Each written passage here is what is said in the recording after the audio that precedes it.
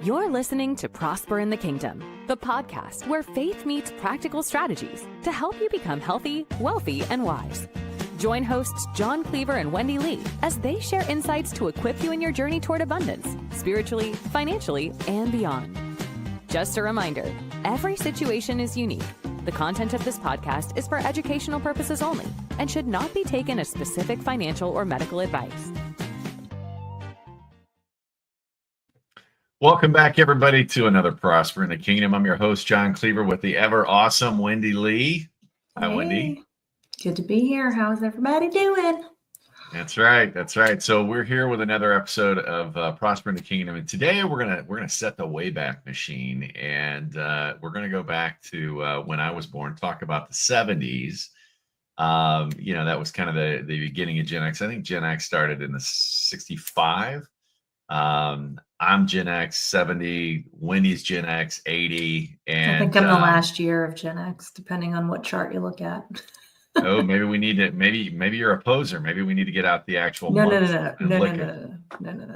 Are you sure? Are you sure you're not positive? Okay. All right. So no, we love all the generations out there, but a little biased. Gen X is awesome, and we've seen a lot. As Gen X, we started out with absolutely no technology. I mean, obviously we had electricity, television, and stuff like that, but the TV went off at midnight. There were like 5 channels, and now we've got everything at our fingertips that we could ever imagine. So, life's changed a lot, but that's also changed somewhat for the negative. Jumping over to the financial side, and so we're going to dig into a little bit. We just did an episode, I think, 2 weeks ago, 3 weeks ago, about Gen Z buying houses. And it's possible, if you didn't see that episode, go back. But there's no doubt that it's definitely more challenging than it was. Yeah. And so we're going to kind of delve into, why, what's going on, what happened. And it's not greedy corporations out there. So if that's kind of where your mindset is, you're wrong. It goes back to something that actually happened 50. I'm 55. It happened 54 years ago this month, actually. And looking at why was a family in the 70s able to be supported? Husband, wife, 2 kids, dog, maybe a cat. Who knows? But they were able to support and live off of one income. Mom typically stayed at home, and I'm talking in the traditional sense, so don't go there if you're getting triggered by things. But, you look at why was that possible? And you look at the 80s was still doable. There was a little bit of a shift, and then the 90s, 2000s, things started really changing and more aggressively so. And now it's almost like, wow, 2 incomes and I'm struggling. I work, my partner works, and it's like we're barely keeping our nose above water to be able to breathe, and it creates a lot of stress. So we're gonna dive into that a little bit. So I don't know, before we jump in, are you feeling that? Do you agree with me on this? Yeah, in the corporate world, like, there was no way for us to survive on one income. Okay, not no way, but since I've been out of corporate for 13 years. But I remember, I was making what was considered fairly good money back then. Yeah. And, it was like, there was no extra, there was no, and there was a little debt and no real vision on getting out of it. just being able to keep up and pay the bills, and no upgrading at all. And that's back when, my mortgage was 3%. So, yeah. Well, and you look at a lot of things, and I've been guilty of this too. And now that my oldest, Max, he's getting serious about life and things like that, I've started, I'm like, well, back when I was your age, you could and it was easy. You just gotta knuckle up and do it. Things have changed. And, I started really kind of delving in and having some compassion, and like, okay, has it really? And it has. Like I said, it's still doable, but you've got to really be focused, and we're going to talk about that. But, what was the big trigger? And I'm going to tell you right now, and I would love to hear from our viewers, if you disagree or agree. But the big shift was when President Nixon took us off the gold standard, and that was in August of 1971. And that had an effect on our money that has, well, here we are 54 years later to the month. And I think it was August 15th or 17th or something like that. But I'm a financial history nerd. But you look at that and it's like, okay, that one thing was supposed to create this robust economy, and it did. But what happened was everything else tied to it started running rampant. And we're going to look at that, talk about all the things that have changed. Housing's changed, healthcare has changed, wages have changed, and they've increased. But we're also going to talk about 5 things you can do to get focused, because we can't go back to the 70s, right? Yeah. Although that would be cool. But 5 things you can do today to really kind of shore up your financial house. So kind of looking into it, back in the 70s, the single income covered housing, covered food, covered healthcare, and even left room for savings, right? The average income or the average home at the time was $10,000, if you can believe that. Yeah. Or excuse me, $10,000. Excuse me. The income was $10,000. The home was $25,000, which is still amazing. Yeah. So you look at that, about 2.5 times your income, right? Now translate those in today's dollars. That's that $10,000 was about $80,000 today. Okay. So, flash forward, here we are in 2025. What does it look like? Well, the average income is 75,000. And I know some of you Gen Zs are like, 75 grand, man. I'm not making half that. You'll get there. Again, the average, the median income. But the home price is now 400,000, which is 5 to 6 times your income. So there's definitely a gap there as far as what your income could pay for. And a lot of that was created by housing. You've now got investors creating markets and things like that. So there's a lot of different things playing. So now you add in healthcare. Healthcare back in the day wasn't very expensive, but now it's almost like a second mortgage. I know what I pay for. I'm an entrepreneur, so I'm a solopreneur, and I mean I'm paying like $850 a month for me, and it's like, what? I mean, it's crazy. Then you add in college tuition. I think that's increased the numbers about 2,000% since the 70s. It's ridiculous. I mean, it's crazy to say. I mean, go ahead. No, it's just it's like it's crazy. And it's like, are we getting that much better of an education? No, they're paying for a lot more stuff in a lot of the stadiums. And then we've got lifestyle creeps, right? Back in the 70s, it wasn't uncommon to have, a single car.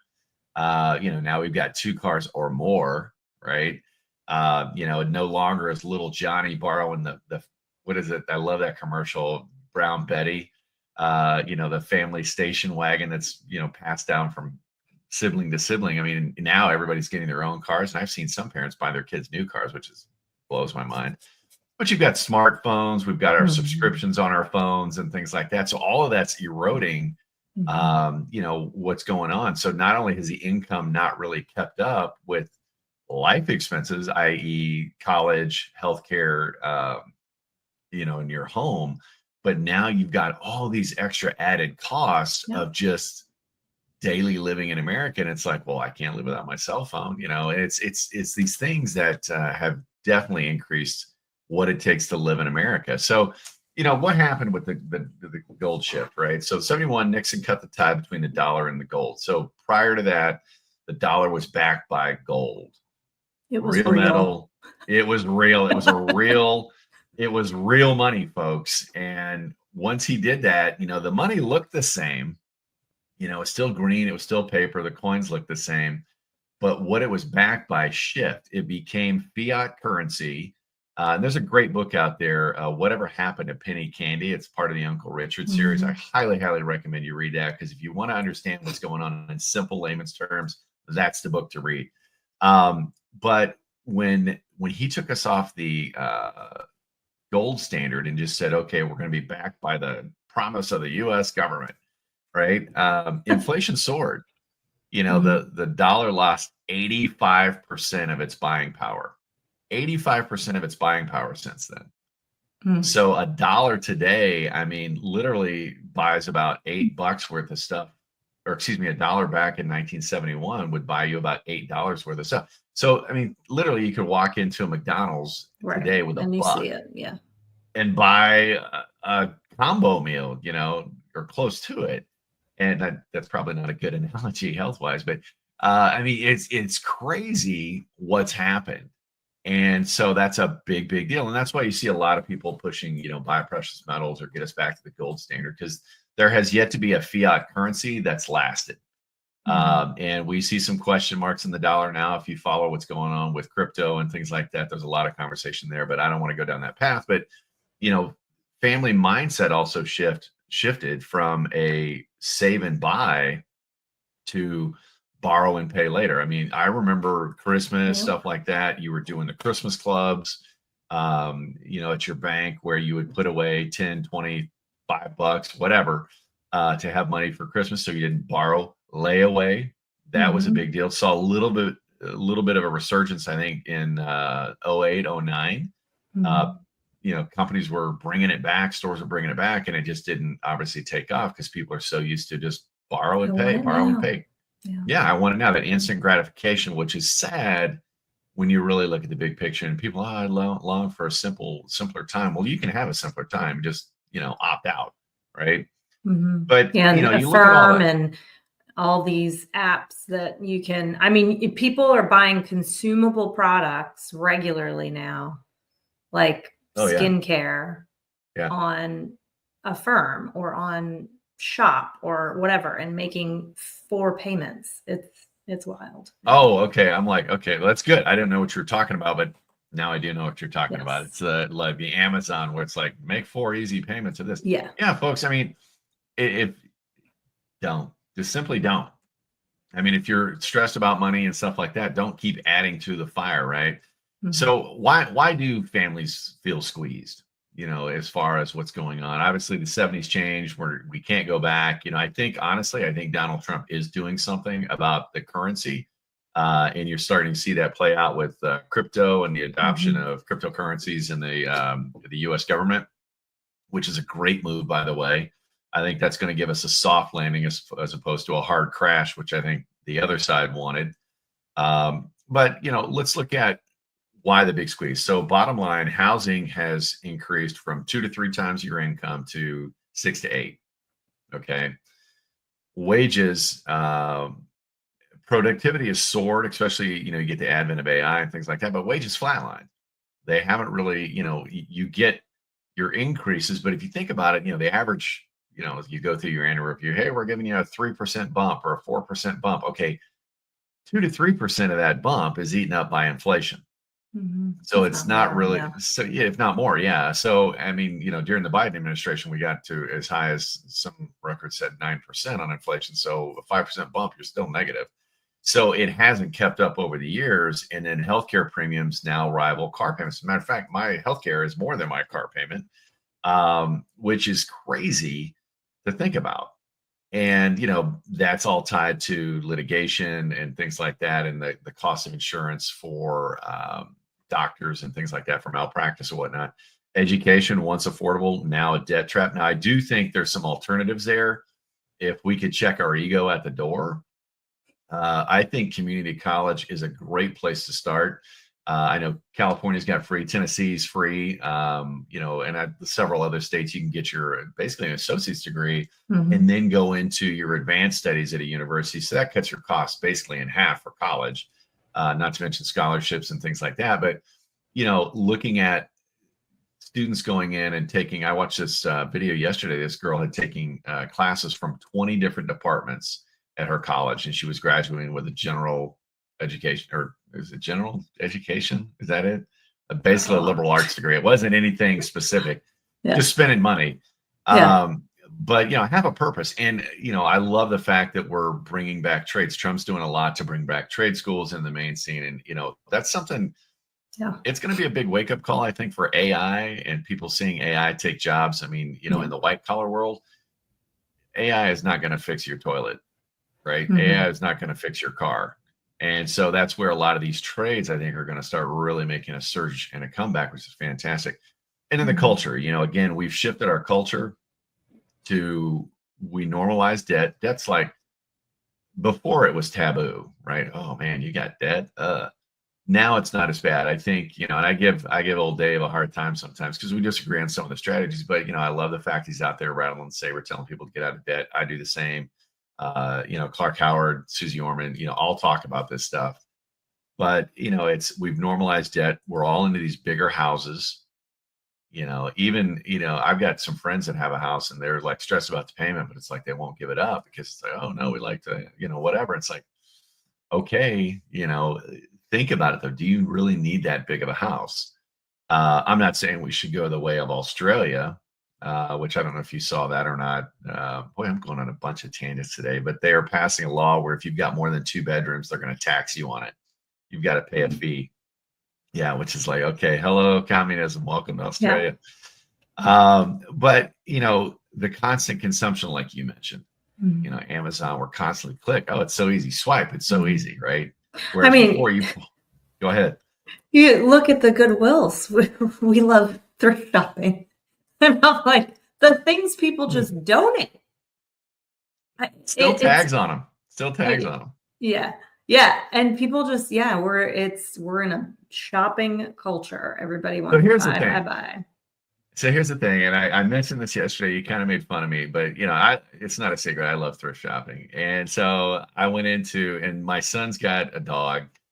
He's got a German Shepherd. So it's a big dog, right? And he loves this toy, Dolly.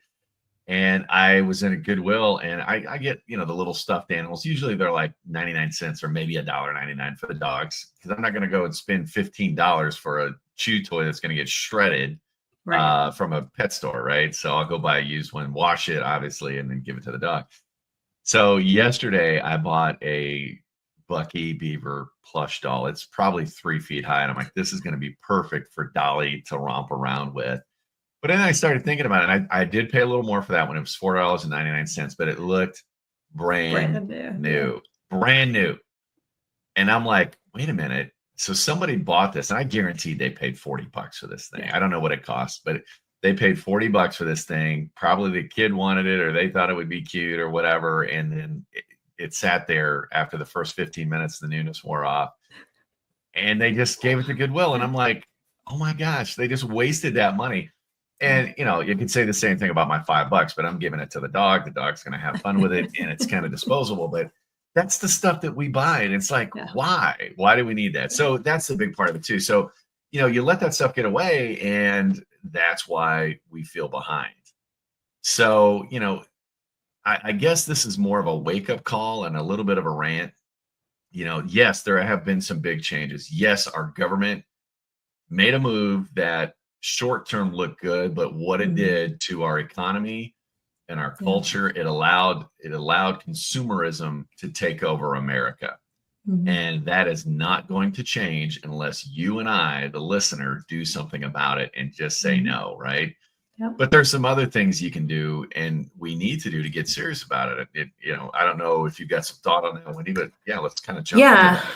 Let's talk about some things that, you can do. I'm also trying to look up a book. I was not prepared to share this, but it is really powerful for what we're talking about. And I'm going to see if I can find it in my Audible here. But there's things we can put into practice to help us. Because listen, we can't change what the government did 51 years ago or 56 years ago. Like we can't do that, 54 years ago. But we can control ourselves, right? We got to control the controllables. And so, by the way, this is all stuff I'm having to do for myself. John has to do, right? Like none of us are exempt unless you were born into millions, right? But, even the millionaires, right? We have things we got to control.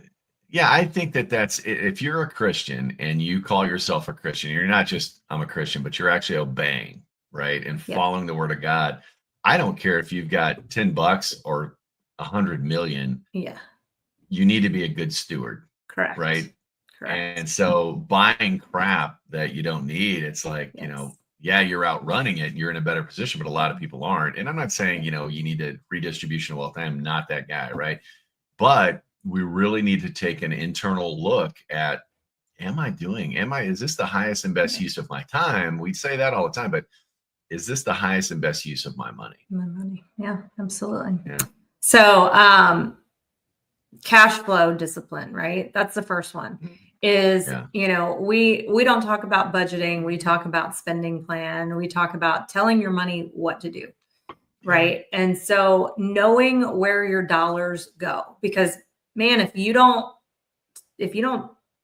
direct your money, it's going to leak out like crazy. See ya. I'm out of here. I mean, I have to do an audit myself. Like I do an audit probably every 3 months of what subscriptions did I sign up for intentionally or unintentionally that I don't need. Right.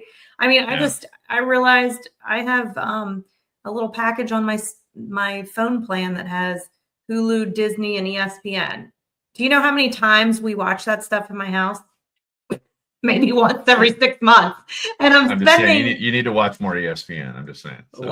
Well, the ESPN package I have doesn't give me what I want anyway. So anyway, so it's like, okay, I need to, you know, I haven't been using that. So we need to know what our money's doing, where it's going, right? Proverbs 27:23 says, be sure you know the conditions of your flocks, right? Yep. You've got to know what's going on. You've got to be aware. That's being a good steward. Number 2 is debt elimination. So getting rid, Proverbs 22:7 talks about it being a slave to the lender. You are a slave to the lender. And in fact, I found that book, 5 Wealth Secrets, 96% of us, don't know, I think is what it's called, by Craig Hill. And we'll put the link to that book in the comments. It is a powerful book, and it relates it all back to the Word of God and us being good stewards and the trap that the enemy has put out there to enslave us, right? With money. If he can't get our heart, our soul, he's going to get our money, right? He's going to do whatever he can to enslave us. So any way to take you out of the game. Yes. Any way to take you out of the game.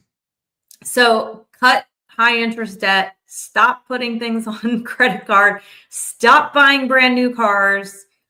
You guys, even when you're like, we have clients that make $1 million a year, but their car payments, because they have to have brand new off the lot, fancy $100,000 cars, like they're eating up their budget because of cars. Like we need to stop, right? Buy a 2-year-old vehicle or a 1-year-old. You could buy a vehicle that's 6 months old off the, that somebody paid full price for and get it. Well, and here we've talked about that, and I want to interject on that real quick. Yeah. So, that's one of the things I talked to, and I've got a client I'm working with right now. He and his wife both have new cars. They're nice cars too. And I'm just like, why did you do that? And it's like, well, we wanted the warranty. And I'm like, a lot of used cars still have the warranty too, because they're under the 36 or 50,000 miles or whatever. But, again, is this the highest and best use of my money? Is this purchase move me closer to or further away from my financial goals? And looking at that, it's that, that life, we want to appear like we're doing well, but we are just pretending, right? We're posers. We become a nation of posers, and you see it every day on TikTok, on Instagram, and hey, look at me, my life's so miserable or so exciting, your life's miserable, right? Give a heart if you agree or whatever the case may be. And you go behind the scenes, it's like, oh, okay, the real story is not what you say. So, and I'm not knocking people. We all want to live that life, but we need to really focus in on being real. Right. Yeah. Real with ourselves, real with one another. And, just again, taking control of our financial journey. So go ahead. And so, and that leads, you're talking about lifestyle, right? So the third thing is lifestyle alignment. Like you don't have to keep up with the Joneses. I'm grateful because I think there is a shift happening since 2020 of people going more minimalist. I had a conversation with my girlfriend we're like high school friends, like way back in the day. Right. And we were talking on the phone the other day, and she's a very successful realtor. And she's like, man, there was a season, we were both the same. There was a season that we wanted the Louis Vuitton purse or the all this expensive, look at me, materialistic stuff. And both of us were talking about, I don't know if it's age, I don't know if it's the economy, I don't know if it's wisdom, I don't know what it is, but all of a sudden, like, we don't care. Like, I want freedom, I want peace. And so encouragement to those of you that are still stuck in materialism and see the mom and car rider line with, you know, the Gucci and the Lulu and the Lexus and the this and the that. I have a Lexus, but you know what I mean? Like, all up and fancy and looking at that as something desirable. Like, we got to stop. Like, I want to look at the people that are giving of their time and of their money and of their heart to other people and see that as something to strive after. So stop keeping up with the Joneses, downsize, simplify. I'm telling you, the best thing I ever did was sell almost everything that I had. It was like so freeing. We have so much crap. Crap. And think about having peace over possessions, right? Like, when you don't have so much stuff, life is simpler, life is easier, life is more peaceful. And you get to focus. I do want to add one more thing on that too. And that's extremely important, right? And, you know, again, I love the fact, and I thought the 90s were kind of like that after the 80s. You know, we had, you know, the roaring 80s, Wall Street, you know, Gordon Gekko, and then the 90s kind of chilled out. But then after 9/11, all of a sudden it was all back again. But, you know, you really start looking at kind of that downsizing, right? And then you're really kind of eliminating stuff. I mean, I just relocated my mom. She retired down to Tennessee, and, you know, all the stuff that she had, it was like, oh my gosh, why are you keeping all this? And she's getting rid of literally tons of stuff she never touched, but she just accumulated. And I think, as you know, as we start getting, you know, longer in the tooth, so to speak, you start to see that. And I appreciate the fact that you bring it up of, you know, hey, don't try to compete with whoever. Focus on peace, tranquility, and happiness, and focus on your needs versus wants. And, you know, really looking at that, you know, screw the Joneses. Nobody likes them anyway, right? And if your name's Jones, obviously I'm not talking about you. But it's one of those things that it really can create an environment of contentment and peace. So I'll say that. Yep, absolutely. You know, number 4.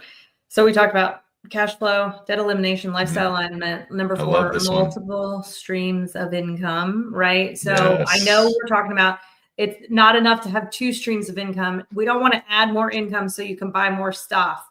We want to add more income, that's side income, so that you can start to pay down the debt, start to increase cash flow, start to save more, and actually build that life that you want of peace and, you know, all that. So having, I mean, guys, there's so many ways, like digital marketing, network marketing, you know, financial services that we do. You can work 10 hours, 15 hours a week and create active income, create passive income, create residual income. There's so many different things out there. So rather than, you know, like I was talking to somebody the other day, it has 4 jobs. I'm like, 4 jobs, like going to work at 4 different places. And you'll have, you know, husband and wife both working, and then husband has to pick up another job. Like, learn how to create that residual, that passive income, leveraged income. If you need help on that, we have so many. I mean, just within the Prosper and the Kingdom umbrella, we have 5 different ways to create those types of income. So don't rely on one paycheck or one employer. That's one thing I see too. And I want to speak to the entrepreneurs as well, because entrepreneurs that are leveraging one income stream, like, you know, I did this I just had my network marketing for a long time. And then when that started to go backwards, then I panicked, and then it's now what? And so having multiple streams of income that all you can do, like all the things I do use the same skills, right? But they're different faucets that I can turn up and down depending on what's going on. And so, and with, you know, employer, there's nothing dependable. Listen, anything can change. You know, this is the thing too. It's like, you know, we hear about, especially in investment world, you know, oh, you got to diversify your portfolio, yet we never hear about diversify your income. We put all of our eggs in one basket, and when that basket gets yanked from under us, all of a sudden it's like, oh, And like you said, network marketing, I work with a lot with network marketers over the years that, they think it's going to be there forever. And it's like, that's great. And I hope it is. But what if it isn't? And a lot of times we've seen a lot of companies shut down over the last, 4, 5, 6 years, or shifted their comp where it's no longer overrides or things like that, where it's just straight product sales. And that's a huge impact. And then it's like, well, what do I do now? And you go into panic spiral mode. Whereas again, looking at strategically building your empire, multiple streams of income, multiple strategies on growing that money, and looking at your money as seed. And I know we're going a little long today, but hang on to this. So you look at your money as seed. You can either eat that seed or turn around and plant that in the ground and watch it grow into more seed, right? It'll multiply itself. So, again, that's why we call it a spending plan. You plan to spend some of your money, and you plan to grow and stack some of your money too. And focus on that net worth. You really want to feel good about yourself. Focus on your net worth, not about how many cars you have, or my boat, or this or that or the other, how big my house is. Focus on your net even worth. your income. Yeah. So income the last doesn't one mean anything if it's all strangled with debt. So yeah, if it's coming in and going out just as fast, that's not anything. You're just watching the speed train go by. So anyway, the last one is legacy and margin. Really focusing on that. Focus on the retirement fund. And I don't like focusing just on retirement fund. I talk about wealth, right? Talking about the emergency fund, leveraging life insurance, protecting your kingdom, so to speak. Don't leave your spouse or your kids in the lurch. And have an estate plan. Estate plans, I mean, we partner with a company. You can get a basic estate plan for $30, and it's legal documents from an attorney specific to you. And so, cost is not a barrier. Everybody knows they need to do it. So if you're curious, let us know. But you've also got to pay it forward and teach your kids about stewardship, right? A strong family legacy starts with financial literacy. I'm so proud of my kids. All three of them are kind of doing their own things now. My youngest son's in his junior year of baseball, but he's stacking cash. My daughter's stacking cash. My oldest is doing his thing too. But it's because I taught them, and not because of, hey, look at me. It's like, hey, kids, here's where I screwed up because I didn't know anything about anything. I don't want you to figure it out when you're 40 and then all of a sudden try to make up lost time. It's start now, start small, but start. That's the key. So, and honestly, that book I recommended is a great one to read with your kids. It's very much about a dad teaching his son principles. Oh, there you go. We'll definitely put that link in the comments, folks. So just kind of wrap up, again, we went a little long today, but families in the 70s, you can't go back in time, but it was possible to live on one income. But again, costs were lower and culture was much simpler. Life was simpler back then. Right. Look at Laura Ingalls' Little House on the Prairie, right? They didn't need a lot of stuff. Well, times have changed. So the math has changed because of that. Right. But here's the key. The core principles of stewardship have not changed. Okay. It's just, we've lost focus and we've bought into this consumer culture that you don't need to. And I'm not saying, sell all your stuff and, live in a box. I'm not saying that, but get ready to take control. And make a decision. Now is the time. I'm not playing the consumer game anymore. I'm taking control of my finances, and watch what happens to your life over the next year or two. Okay. Start by mastering the 5 areas we talked about. Margin creates peace. Peace creates options. Options create legacy. Okay. And your kids will watch this and they'll want to emulate it too. So, and remember, God didn't put you on this place just to survive. Okay, he did not put you on this place just to go get a job, just to be able to barely pay your bills and stress out about it all the time, right? You were built to prosper in the kingdom. He wants greatness for you. You have greatness in you. It's just a matter of you trying to figure it out, and we're here to help. So if you need a free financial roadmap and want to get started, again, safemoneyroadmap.com. And if you would do us a little favor, click that heart button, click that subscribe button. We're on podcasts. We're on Apple Podcasts, Spotify. We've also got our YouTube channel. So if you want to see our darling little faces, probably more Wendy than me, but you'll get a chance to do that as well. But again, thanks for with us. I know it was a little longer episode, but this is so important, folks. Let's take back our culture. Let's take back our peace, and let's go out and get it. Have a great day, everybody. Bye-bye. Thanks for tuning in to Prosper in the Kingdom. If this episode added value to your day, be sure to like and subscribe. And don't forget to share it with someone who could use the encouragement. For more resources, head to prosperinthekingdom.com. Let's continue building lives of purpose and abundance, one step at a time.